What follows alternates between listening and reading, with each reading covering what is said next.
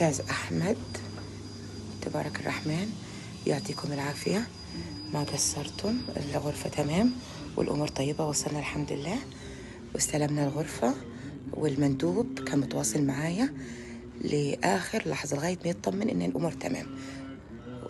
شكرا بصراحة، أوتيل أنصح فيه من قلب لأي حد نازل. الجو حلو والإطلالة.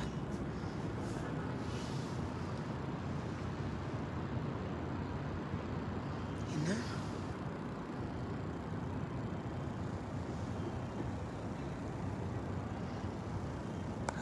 المدخل داخل،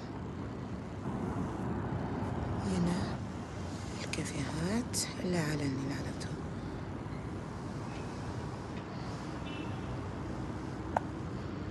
شكرا من قلبي.